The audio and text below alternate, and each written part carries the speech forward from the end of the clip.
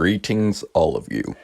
You call me Ninjayatsu, and welcome back to the real Luffy experience in OPBR.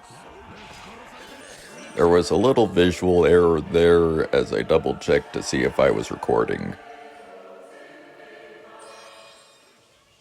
The real Luffy is a simple man with a simple game plan.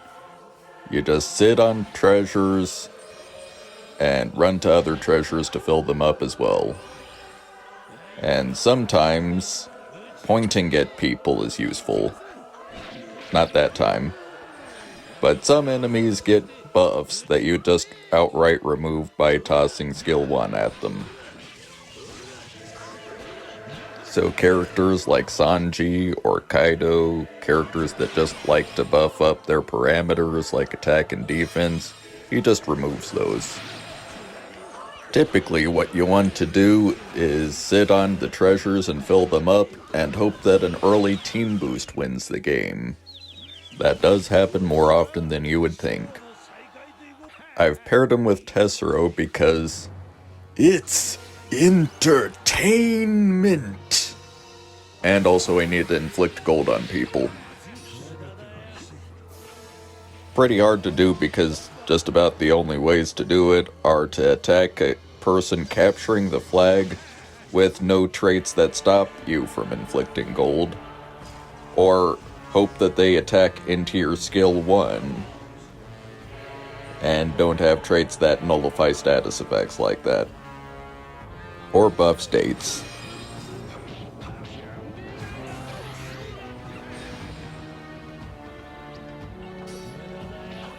Like this contestant.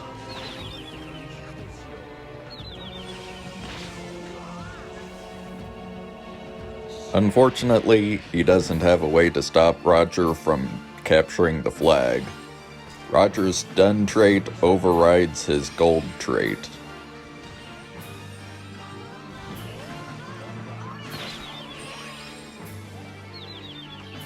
How did that miss? Well, that didn't.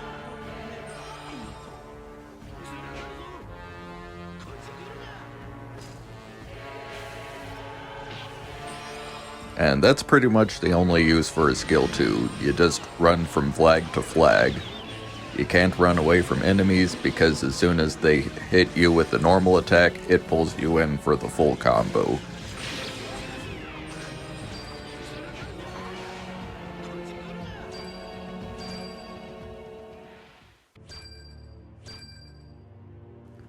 So in order to play by your traits, you just fill up the flags and debuff enemies.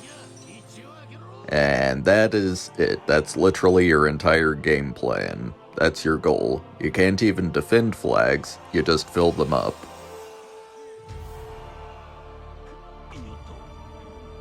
And also hope that your team is good with an early team boost. That is something else that you get.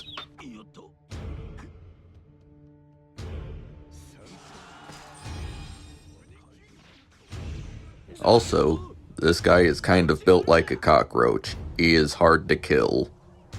He's got a light element, and he's got surprisingly good HP and defense stats.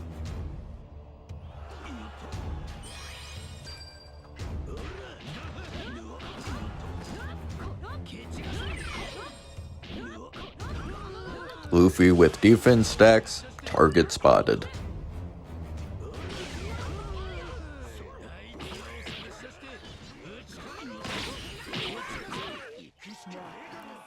And his defense stacks are gone. And so is he.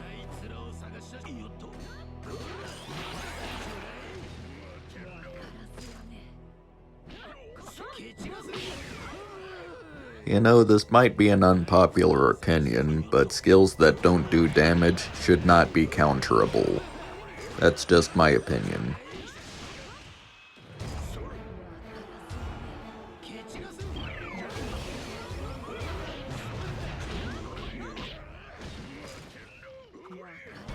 At this point, I remembered that my main goal is not to actually fight, but to fill treasures. That team boost is close.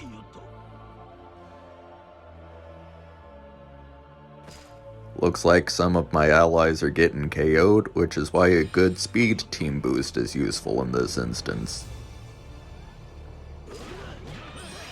Good thing that bullet hit before that counter became active.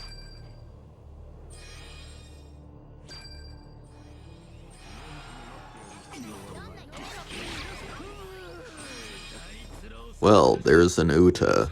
I have no way to defend against that. It's a good thing that my Roger and Zoro teammates are really smart, and also the king.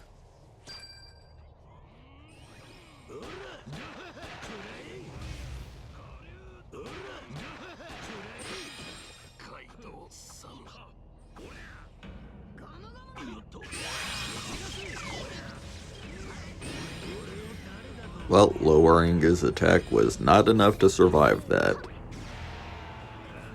But it was enough to stall him.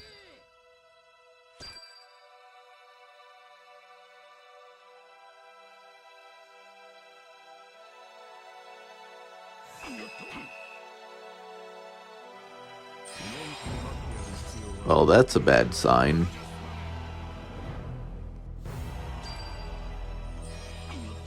Sorry, big guy, just playing by the traits. I also have to fill treasures.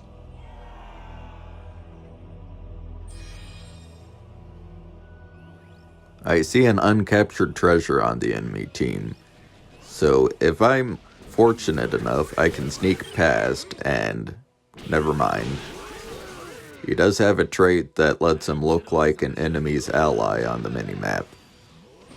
So instead, I'm going to go with my secondary use, which is debuffing these guys.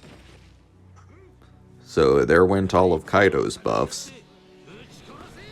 And next target is Sanji.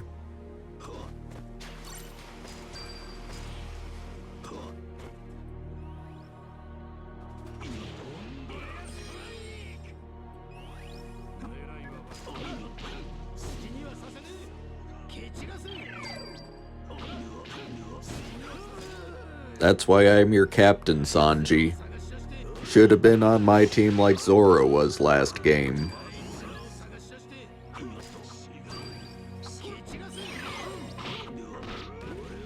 It's a bit of a shame that doesn't also debuff their speed.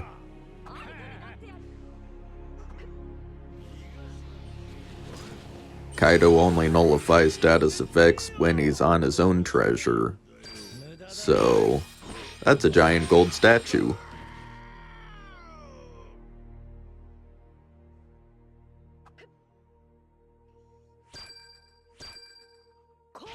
Yamato got jump scared by the entertaining guy and the giant.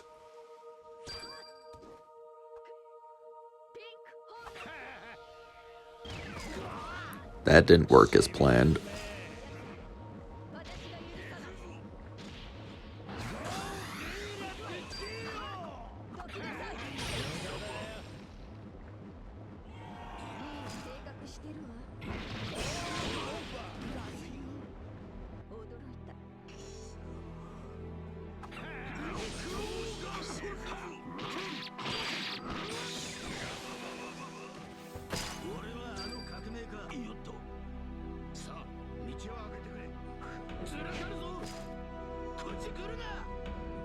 And it looks like that's 3 wins for the real Luffy.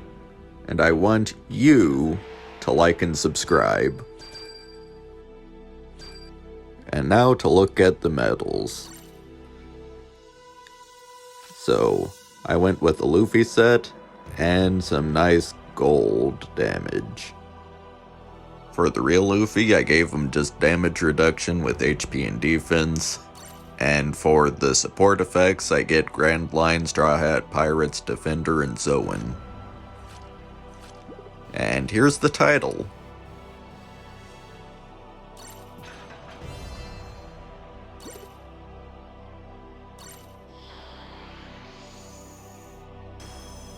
The shiny is mine. That was terrible. Until next time.